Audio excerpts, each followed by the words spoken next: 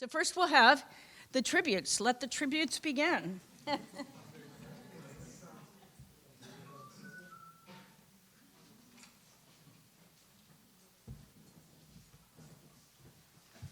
Hi, I'm Hildy Fraze-Thiessen, and I'm going to be presenting a tribute to Victor Enns.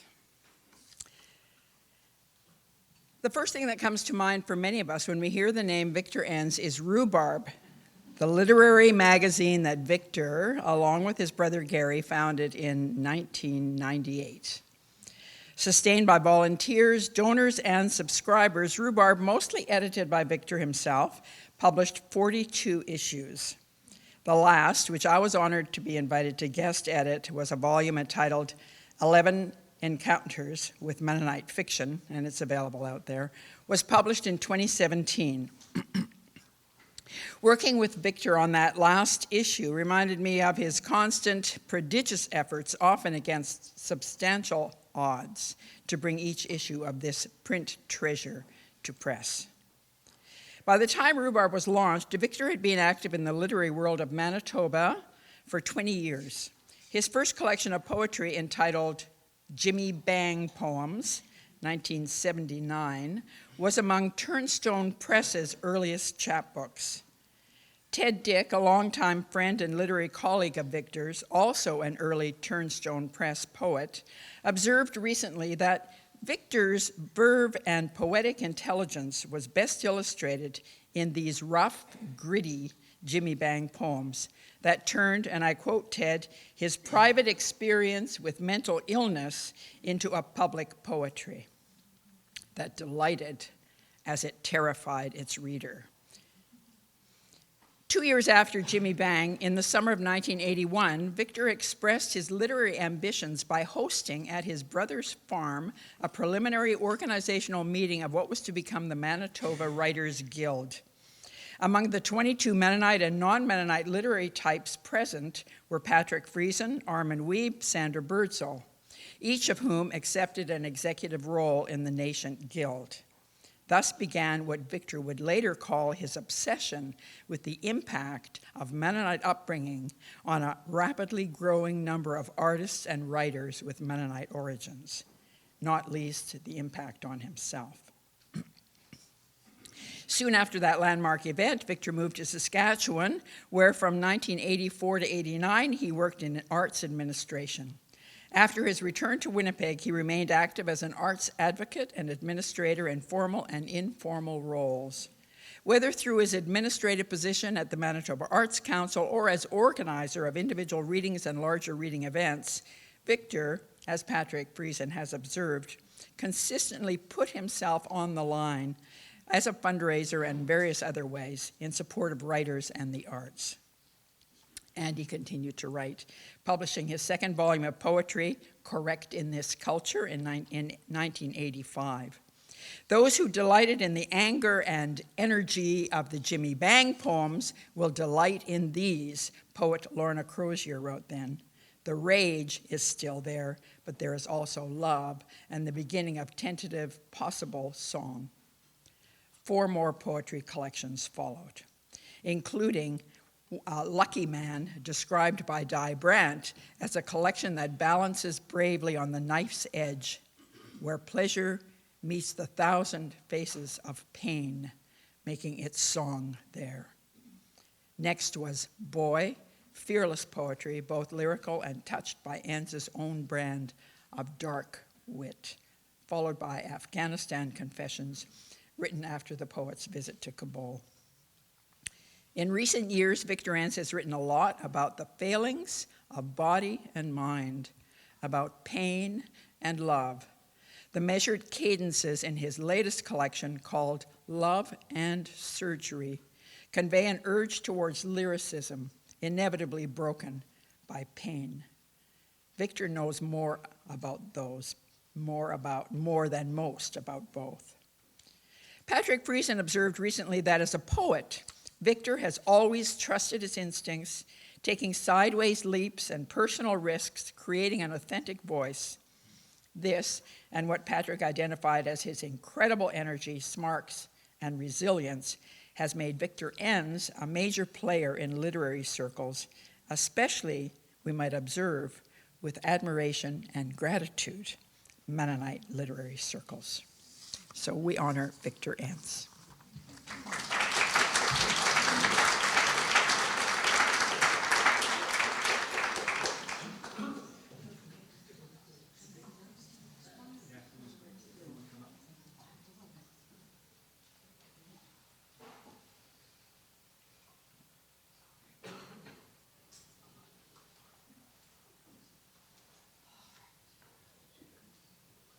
I have to announce the next person, and now I have to find where I put that.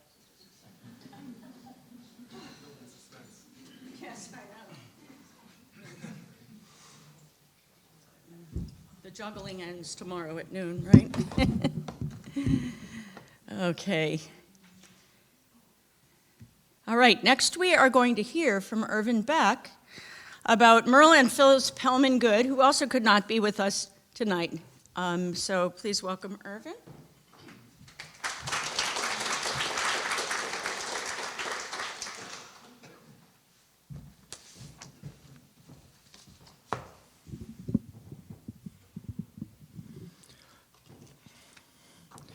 The origin story of the flowering of literary arts among Mennonites in the United States begins, I propose, in 1968, when Merle Good's play Strangers at the Mill opened at the Guernsey Barn Theater in Lancaster County.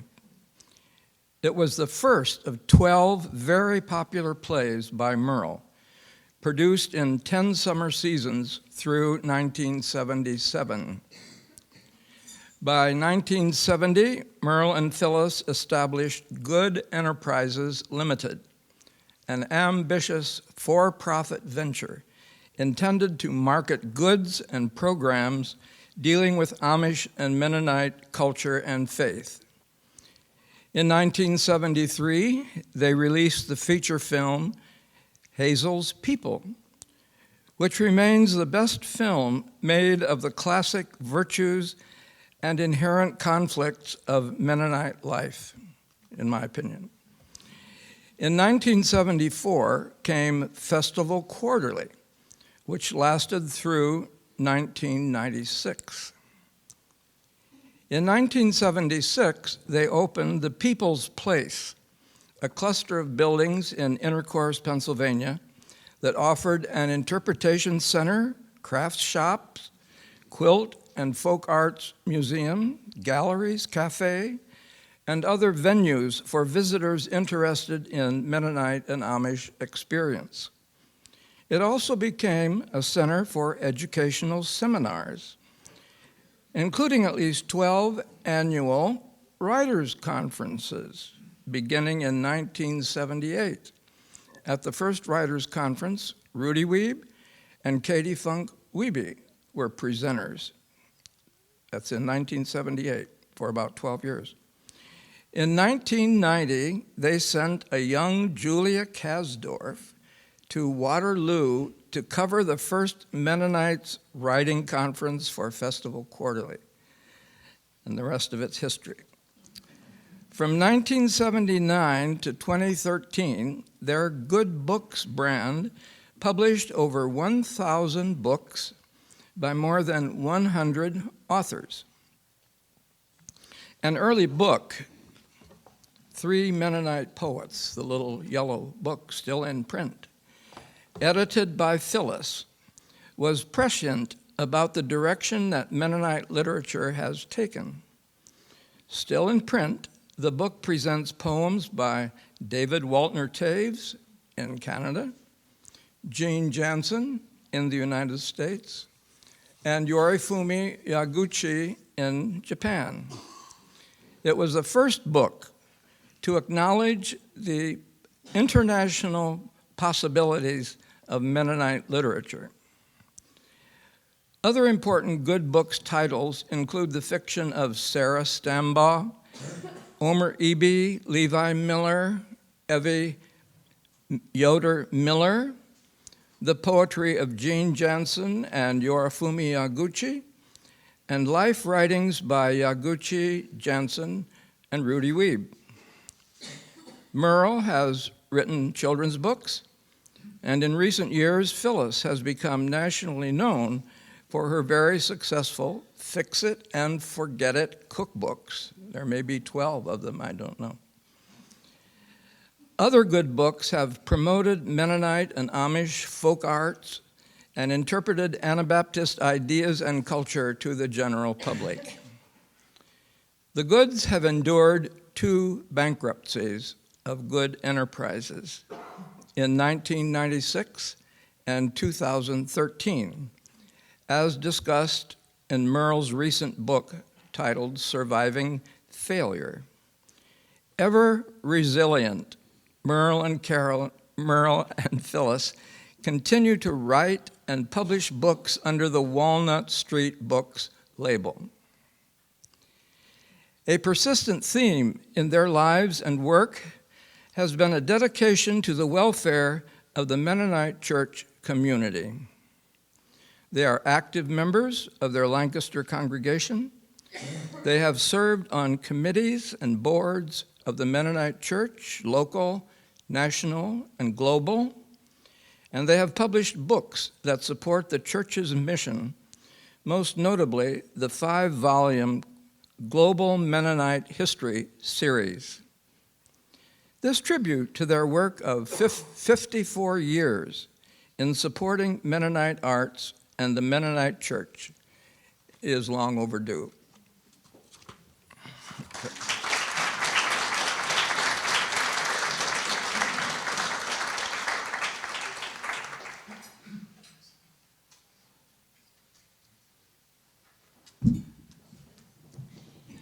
Thank you, Irvin. I'm going to read a tribute to Maggie Redekop, and because I am not a Canadian, I am going to take any editing suggestions from people who will tell me where I got it wrong, okay? One of the first Canadian women to become a professor at a leading Canadian university, the University of Toronto, where she received her PhD in 1976, Maggie Redekop wrote her dissertation and her first book on the work of Alice Munro. It wasn't until 15 years later that she combined her work on comedy and Canadian literature with a novel approach to Mennonite literature. The Pickling of the Mennonite Madonna, a seminal, or should I say an ovarian work in this field, delightfully draws upon the oral tradition of both Low German Mennonite culture and conference presentations as it presents an argument against the reification of maternal images in Mennonite literature. She does this all the while by playing with sophisticated theory, using examples from her Mennonite past, such as the button game. The Pickling of the Mennonite Madonna appeared in Acts of Concealment, edited by Hildy Freys-Thiessen and Peter Hinchcliffe, a gathering of works presented at the first Mennonites Writing Conference at the University of Waterloo. The editors did a great service by helping those of us who could not attend to taste its astounding variety of creative and critical work, among them Maggie's essay, and offering insights to other critics of Mennonite literature. When rereading this essay, I noted its similarities to Redekop's The Mother Tongue in Cyberspace, which appeared in the inaugural issue of the Journal of Mennonite Writing in 2009, when Irvin and I started it. In both of these essays, she invokes an invisible but present oral tradition to converse with those who will read her work on the page, and asks readers to imagine they are part of this three-way exchange.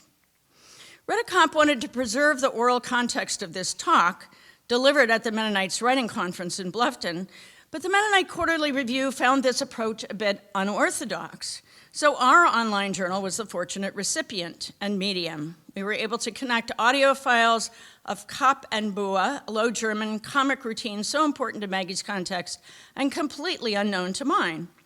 From the start, then, she has been an innovator in crossing genres and disciplines as well as cultures. Thus in form, as well as in style, Maggie bases her academic work on a relational matrix of meaning-making borrowed from her Mennonite experience. Her essays create a Spielraum, something she writes about extensively in Making Believe, her latest critical book in which she explores the interface between Mennonite literature and visual art.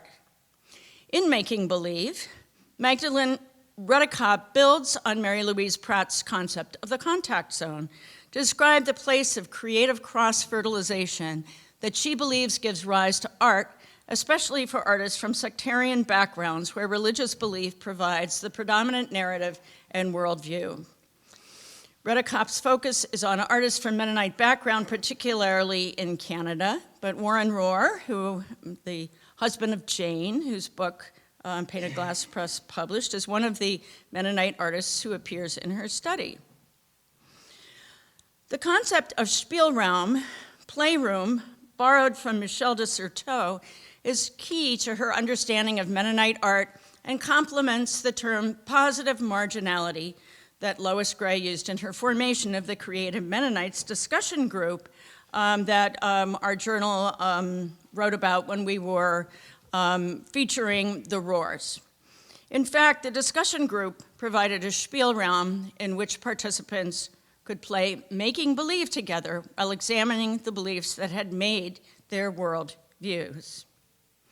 According to Rudikopp, art authorizes a Spielraum, a playing space that makes possible the creation of communities that are interactive and open, multiple, and overlapping.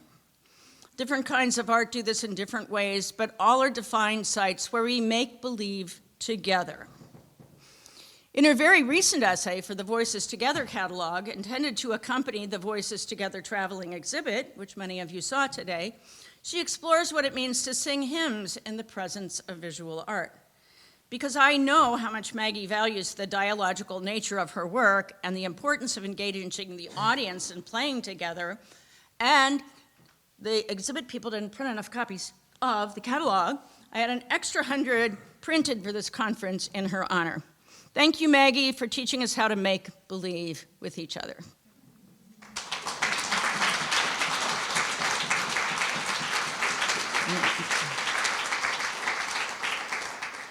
And now, against her modest protests, I am going to read a tribute to Raylene Hines-Penner, written by Jennifer Sears, because Jennifer said, do not let Raylene keep you from reading this. And Raylene has had a tribute panel, but it seemed not everybody got there, right?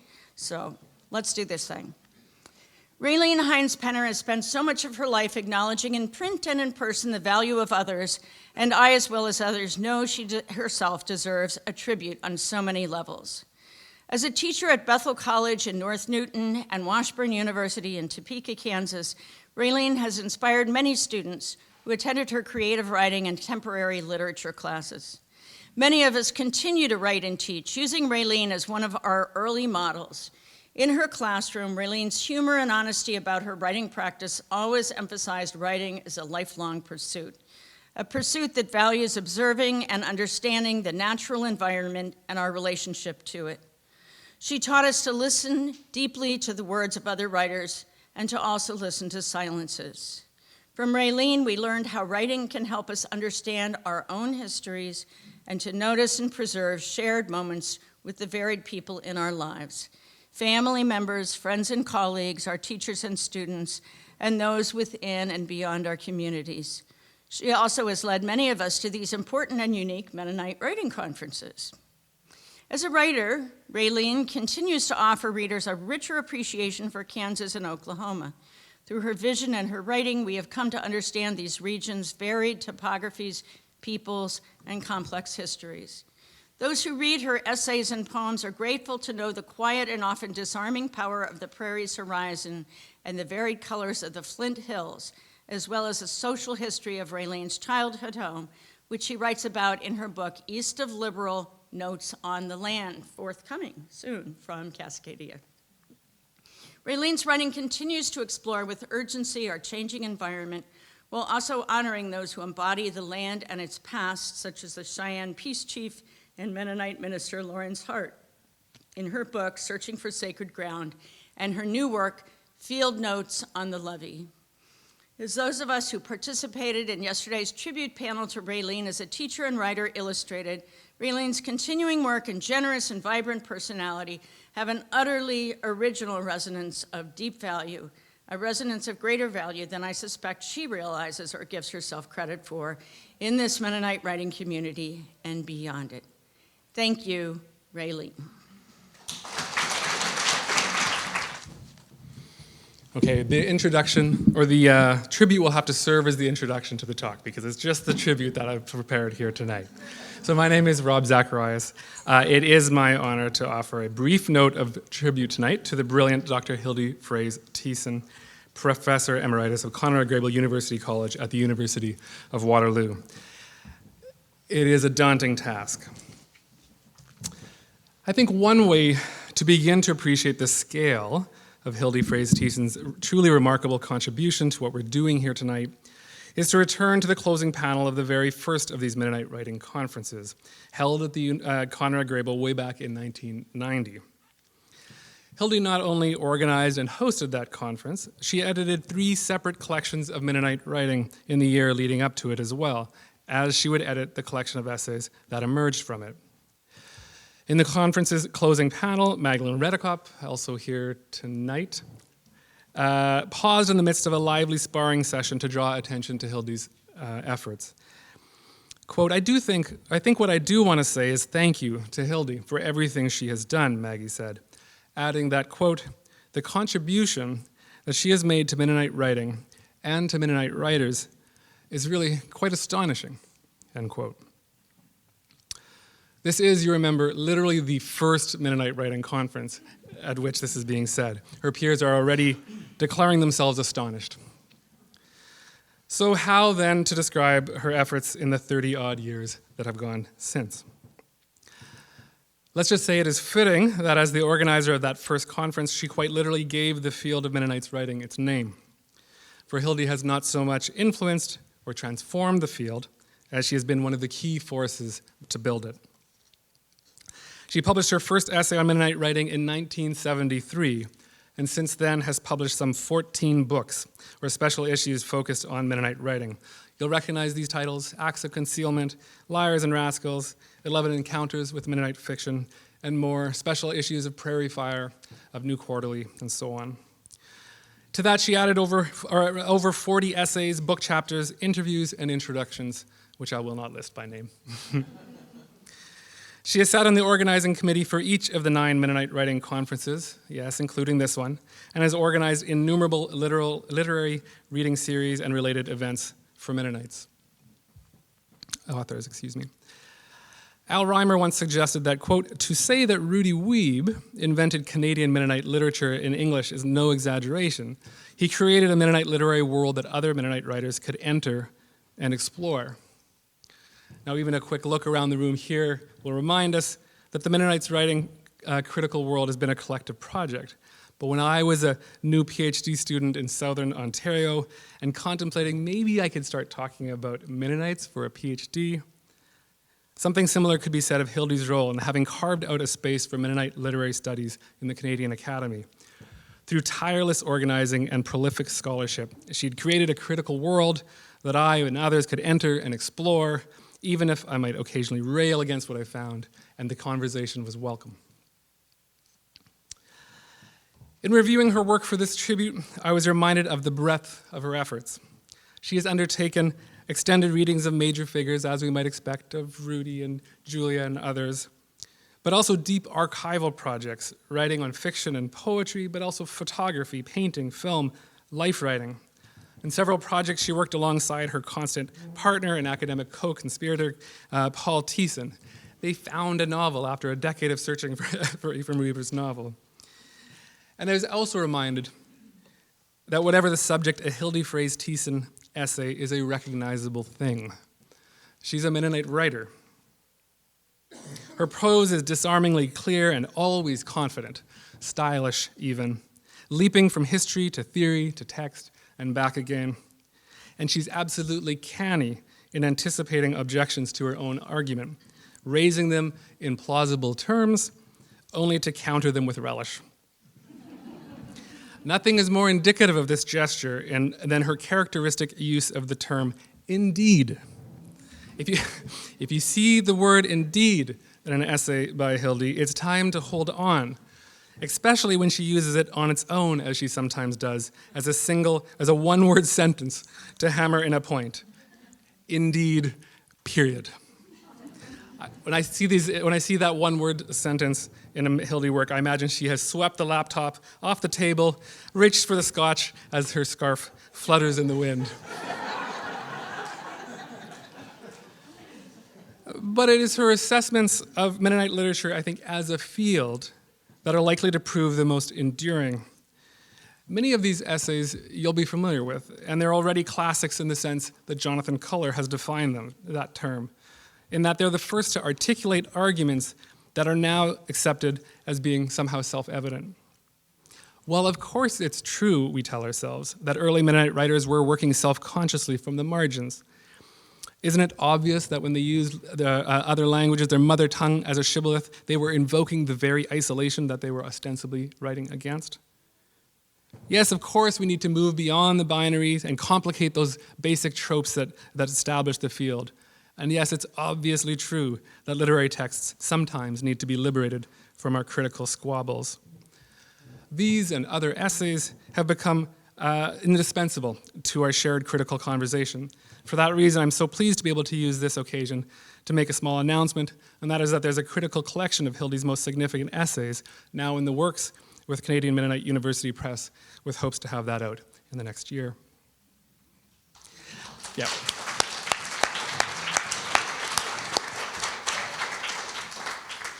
Okay.